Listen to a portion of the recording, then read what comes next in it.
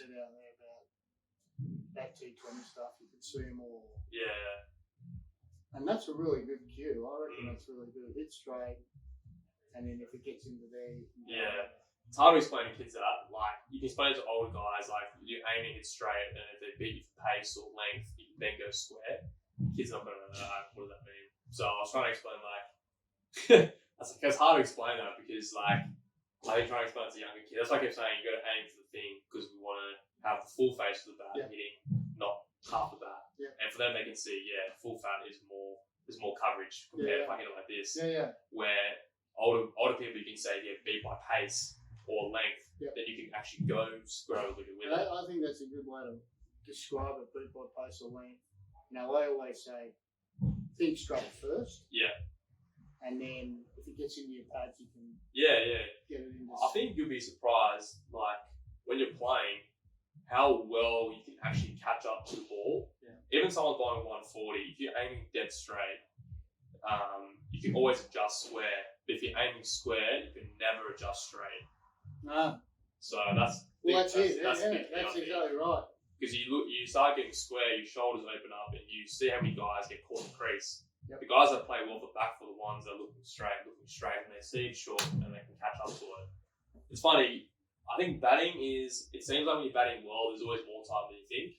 And when you're batting, not scoring runs, you think like everything's full rushed. Yeah. But like I think the guys they can control themselves to go, I'm lining up to hit straight. You'd be so surprised how much more time you actually have when you bat, rather when someone's going quick. It's just when you start getting nervous is when you start coming like this. Yeah. Do you think when they say you got plenty of time, you're picking the ball up much quicker than the normal cricketer? Is that, you reckon that's the case? Do you think you pick the ball up much faster than I would? Because of age? Yes, because of age. Yeah. No. I think so. I think it's just like laying the right foundations. You're aiming to the ball straight. You get yourself in a position to be able to line yourself up directly to where the bowler is. And you can pick up different shots when you get sort of beat for length or beat for pace. But like one of the dads asked me earlier, how do you pick up length? Yeah. I was like, you actually can't. Like, there's no drill that says this is what to do to pick up length. And you see them on YouTube all the time. People lay down like a map with that's like red, then it's like yellow, then it's green, and it's like telling the kids where does the ball bounce? Like, what does it bounce to the red, the yellow, the green? And like, I'm sorry, but you don't have that much time to think. You can't go there, bounce, because what you're trying to do then, you're trying to register in your brain where the ball pitched, and then you're not even thinking about the shot that you're playing, and it's like that doesn't work because like you're not actually training yourself to play the shot on a certain length. All you're doing now is just picking length. Yep. But cricket isn't about picking length. Cricket batting is about scoring runs off that length. Yeah. And that's why I was trying to get to that dad earlier. Was like you do stuff on the machine. Like I want to work on playing the short ball, and the reason I want to work on playing the short ball is because I'm not picking up the length earlier. So if I can start playing the pull shot, I'll start picking up the length. So it's almost thinking about the outcome, starting here, and how can I work back from there? Which is weird because everyone says you want to be like process driven, and for sure, but the process we're doing here is trying to pick up the length. Well, how do we start with that? We start by playing the pull shot, because once we can start playing the pull shot, once it's short on that length, you will play the pull shot. Yeah. And people say, oh, he's reading the length really early.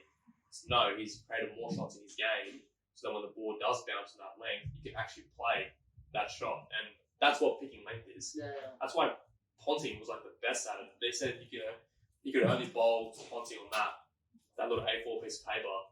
They couldn't bowl anywhere else to him. And that's because he was so good at like murdering the balls back here and murdering the balls there. Yeah.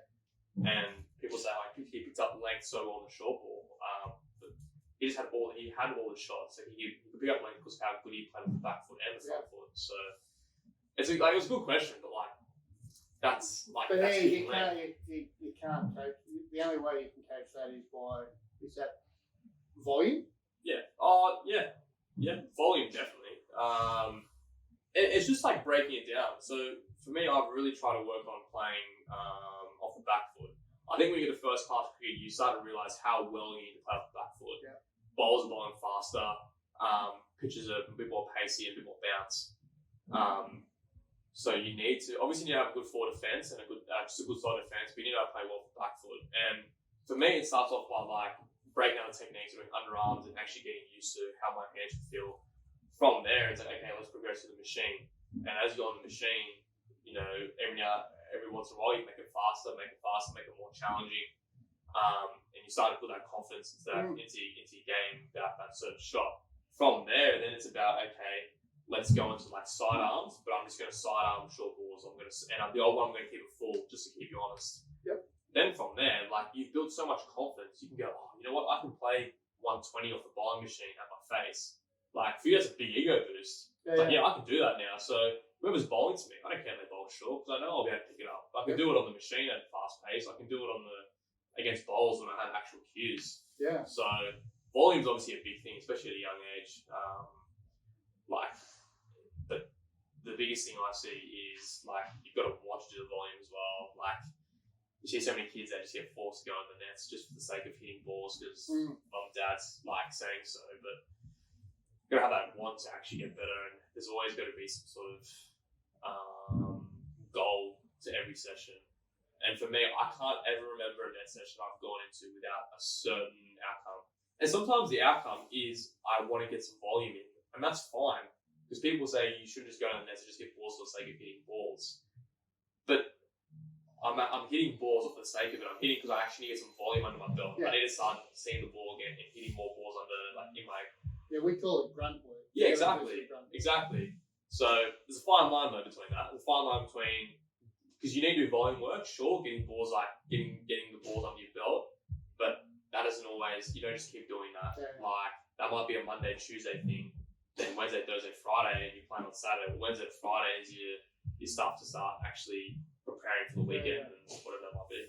But you were saying yesterday about how you changed your training from doing that real volume-y training. Sure. After a conversation with somebody, and that took you to the next level this year, anyway. Yeah, I think it sparked a little light bulb. For me, like the last few years in domestic cricket have genuinely been a struggle in the fact that I haven't understood who Jason Sangha is. And I still haven't. I'm still trying to find this out. And I might never find this out. Yeah. But the best thing about playing cricket and playing sport is you're always aspiring to, there's always this exploration of how good you can possibly be. And you'll probably reach the peak of your career and you'll still think there's more to your game. And I'm probably going to retire thinking did I tick every box I put up? Did I leave every stone unturned? Did I reach the absolute max potential that I put off? And in that as well is reaching your potential and trying to fulfill what this ceiling looks like, but also being content with what you have at the same time. And that's the hardest balance. Is as I said to you before, I could hit 100 balls on the machine, but you'll only ever hear the two that don't hit well. Like it'll be bang, next, and it'll be a little miscue, like, come on. Yep. You only ever hear those, right? And sometimes, because we're trying to reach so far and this ceiling, and we know, I know how good I can be if I can just keep doing the work. But at the same time, we understand we need to be content with what we have right now, because this is what's going to help us on Saturday. Yeah.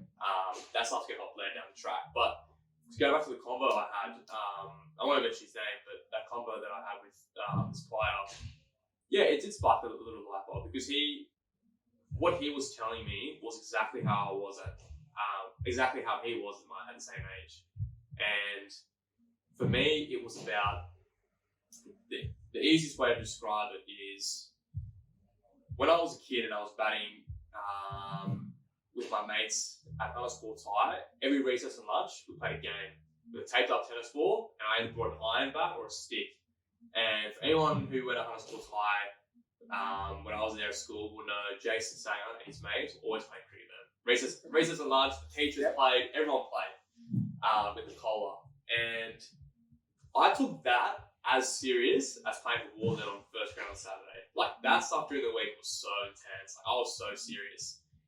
And when I came to training, I was the same way. And when you're a kid, when you're playing backyard cricket or you're playing Saturday cricket, batting is always batting. You just keep doing it. Like, it's nothing. I wouldn't say nothing is more value than the other, but you're just always in this this zone of batting and batting and batting. And when I started getting into the professional stuff, it was suddenly becoming training and games. And what I ended up doing was loving this work and hating this stuff. Because all this work here, training during the week, was to make sure that I was ready to go. I was ready to go on Saturday. And that's how training is always going to be. But the way I was training, I was hitting a million balls. So I would walk up to Saturday thinking that I have a right to score 100. Like, I should score 100 because I scored 450 not out of the nets. Yeah. Yep. So I have to score 100 on Saturday. And if I nick off first ball, like, why? Like, why am I nicking off first ball when I've done so much work Monday to Friday? Like, it's not fair. And you have a couple of those things, you get a bad decision from an umpire, you caught down leg side. The following week, you might go wash out, bowling first week, nick off early, bowling again, and in 4 weeks you've had one hit, and you've got 1 month's gone by, and you only had a hit, and it's because you nicked one down leg side, and so you start putting so much pressure on yourself here, and this just gets a bigger and a deeper hole, and this just gets more and more and more, and suddenly it's like training is like this, and your performance is right down the bottom. So for me, it was understanding that, okay, when I'm at training, like, how am I feeling? Because I do enjoy this work. So how am I feeling when I'm at training? I come to training and I would be listening to music in the car. I'd be jovial. I'd be talking to everyone. And when I'm putting my gear on, I'm getting into the zone. I'm starting to focus again. When I get to the games, why am I like not listening to music? Why am I not talking to anyone? And why am I being so intense? Why am I carrying a notebook and saying, like, this is how I should be preparing? I don't do that at training. And if at training, that is the best way that I can possibly play, best way I can train, hit the ball as best I can, then why can't I just replicate that same stuff at the games? So that took a conversation into the first 5 innings of the season where I was really battling. I hadn't scored any runs, a score above 20. And I started to take notice more about how I'm training, and when I'm going to train, how am I feeling? Now, the biggest obvious in the room is going to be that when you're training, there's no consequences. You get out, you can still keep batting. You know, like, I've got an hour net session, I can get out 15 times, and I'm still going to keep batting. But anyone that knows me, I hate getting out of the nets more than anyone. I hate it. And so whilst there's not the same consequence as there in the game, the feeling doesn't change. I still don't like getting out. So if I'm facing Trent Copeland and Sean Abbott and all the boys at training, if I'm facing them and I feel like I'm playing them to the best of my ability, like that's what I feel like is the zone I want to be in when I'm playing, then I need to try and replicate that out in the middle. And you're never going to get that because playing is always going to be there's going to be so many more external pressures that training provides. Training, there's nice music playing, everyone's having a good time, we're getting along. When game is like people sledging you, score 3 for 20, the wickets seaming around, crowds starting into you, you're reading the paper that you should be picked the next game. There's all this stuff. There's all these external pressures, right? But imagine that, like, that never happens at training. You don't see media coming in and like the people next to you in the other net sledging you. It never happens. But I needed to try and find a way that I could try and make training and games as close as I can. And just make them as close as I can. And right now, if training's up here, games are probably here. And it's always going to stay that way. But I need to try and find a way to be as comfortable as I can at training and playing. So I really try to make a push where, whether I was playing backyard cricket, facing the kids I did here when I was 11-year-old kids behind me here, or playing the game, I was going with the same approach, and understanding that, like, this is the way that I need to go about my game, about my playing, is have that same relaxed and like looking forward to going to train, and looking forward to going to play the exact same way, because I shouldn't be one person at the game and one person at training. for me, it's too hard. Yeah. And you were talking about how you used to just go and train and not really planning too much, just hitting balls. But now you're more, you go there with a purpose of what you're going to do and what you're going to try to improve for that session. Yep. So I guess for me, the biggest change in my training has, I'm a little bit older now, 22, but I'm not that old, but I'm a little bit older. Yep. And the one thing I've noticed is, I probably don't need to do as much volume on my technique and my foundation, my base, as when I was 13, 14, when I first started playing cricket. Now I've developed a sound base. From here, it's about exploration and trying to get better at all my different shots. I reckon what I was lacking in is I was still trying to work on my base, my foundation, my technique. And when you get to a certain level, it's not going to get any better. It's kind of just you're going to hit this certain level of your technique, and it's kind of going to stay. Yep. You're always going to tinker a few things every now and then, but it's not going to be a dramatic change from when you're 14 to 15. Yeah. The difference, like the way my technique changed from 13 to 16 in 3 years, it's not going to have the same dramatic effect as if I'm 22 to 25. It's going to be roughly near about the same. But the thing that can be better is the way I play certain shots and picking the right shots to play. So I guess for me, every time I've gone into a net session, I've gone in to try and develop a new skill, whether it's sweeping, whether it's pulling, playing straight drive. I'm working on trying to get better at certain shots rather than just sort of going there and just hitting balls for kind of sake of getting volume in. So I feel like I've done the work in terms of that volume space. So now I'm trying to build that arsenal of shots. So when I go to the games and I see that the wicket's green and it's swinging and it's nipping, or hang on, maybe leave the cover drive today. Let's wait for the bowler to bowl straight and I'll clip him through the side. Okay, we're playing the whack that's fast and bouncy. I might need my back foot punch. I might need to be able to play the short ball well. And I might need to know off stump is and leave well. So I'm trying to build this arsenal and build these skills, these tools in my arsenal to try and take them wherever I go. And I think that's the next part of my game I'm really trying to work on is, okay, how can I keep building this? I mentioned to the kids earlier, but like, for me, I wanted to get better at sweeping and playing the pull shot in short form cricket, for T20 cricket, because teams knew I was really good going straight and over cover. So I need to try and find other ways to manipulate the field. And so that's another part of my game. So I'm working now. So now I have to keep improving on that. So teams might know that they might find there's a different part of my game that's weaker. So I need to go back and try and work on those areas. But it's always working on getting better at shots now and certain and trying to access certain areas because right now and the other part I'm really trying to work on is also trying to train in a state of a little bit of uncomfortability as well.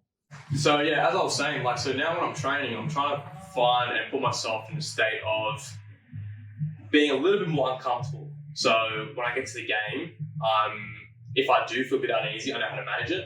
Yeah. And that's the next part of my game is the whole mental side of my game. And I feel like when people talk about mental, it's such a buzzword in cricket. It's like, you be scrolling through Instagram or Facebook and it's like, how can I be better how can I work on my mental part of my game? And it's such a it's such a buzzword because I think it means different things to different people. Yep. For me, working on my mental game is about managing emotions and not letting a scoreboard or the opposition or external pressures dictate the way that I want to play. It's about being clear and having a clear mind. And for me, that works for me. And the one thing I've learned is I've tried to speak to a million different players about this, and everyone is so different. Yeah. Everyone is so different about the way they get the best out of themselves. So for me, the mental, when people say, do you do anything for your mental side of the game? Well, the mental side of the game for me is how can I become the best version of myself? for me. That's mental. Like, what is Jason saying his best performing self look like? And whatever that might be, that's what I'm trying to train. I'm trying to train how to keep getting better at what I'm good at. Yeah, you talked yesterday about. You talked yesterday about how you, after the conversation with this player, your thinking was so much clearer. Yep. And in games, you were blocking out shots that you knew were in danger to you. Yep. I found that very interesting. How you disciplined you would have to be to do that. Yep. The clear mind yep. thing is what is really impressive. Yep. Back to what I mentioned earlier about feeling like I had the right to score 100 every time I went to bat because I felt like I get 400,000 cover drives the week leading into it. I would go to the game thinking that I'm about to hit my 451,000 cover drive, and like it's different. Like training and putting yourself in a state like that, and when you go to play, it's too hard. And I felt like I had all the shots, and also I'd go into a game thinking that like I can continue from where I left off at Friday night session, but I can't. Like it's a completely different game. And so what I try to do is tell myself, well, now when I'm at training, as I said to you before, I'm working on different parts of my game to get the best out of myself. And like not being so volume based and being more quality based has allowed me to come to Saturdays or come to a shield game or a BBL game and be clearer at knowing what do I need to do. What shots can I play on this wicket? That's fantastic. And for me, it's a bit different. Like I bat number 3, number 4, so I'm lucky that I can actually see what's going on a little bit before and get some ideas. And you know, the boys might be none for 50 at the first strings break, not for 30 at the first strings break. And you ask the 12th man, just be, hey, can you ask the boys what's happening out there? And he might relay the message, yeah, it's swinging. There's a little bit of tennis ball on the wicket or whatever it might be. And suddenly you can start to formulate, okay, I kind of know what needs to happen and I can see what lengths they're trying to bowl. So working on the mental side of my game about being clearer, and that's sort of a bunch of different things. I've really sort of worked with a guy who's helped me in this space in terms of forming routines when I'm batting. And also, I mean, everyone's heard of, you know, like meditation apps like my Headspace or Insight Timer, which allow you to, obviously the idea of meditation is as well, like we're trying to create, thoughts are going to keep coming into your head, and it's how we control your breathing, focusing breathing in and out. So you're training yourself to actually focus on one thing, your breath.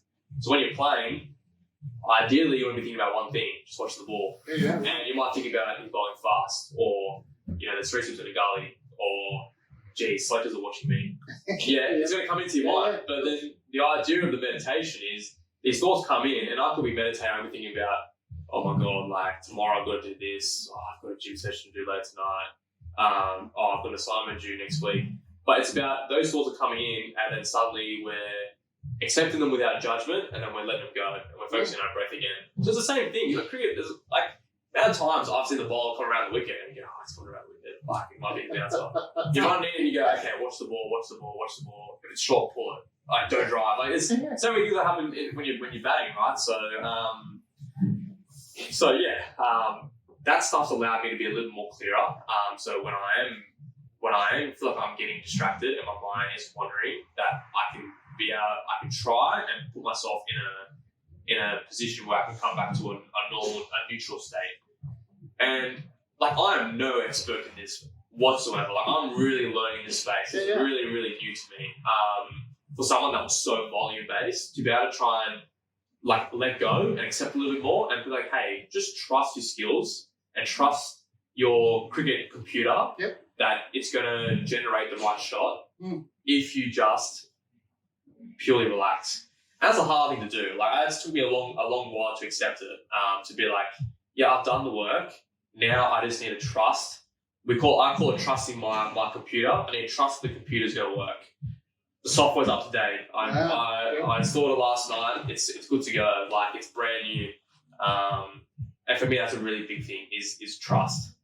Because when it's like, just like from trusting your defense, that your defense is going to be good enough, to not being like hesitant, or someone's bowling short and just be like, okay, if the ball's short, I'm going to trust I'm going to catch up to it. Just, I've done the work, just relax, watch the ball, breathe, just watch the ball, and you'll be so surprised. The best innings I've ever had, I can't remember them.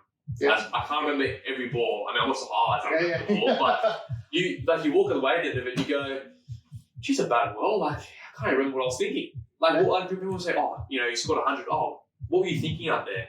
You go, oh, I don't know. I don't know what I was thinking. I was just batting.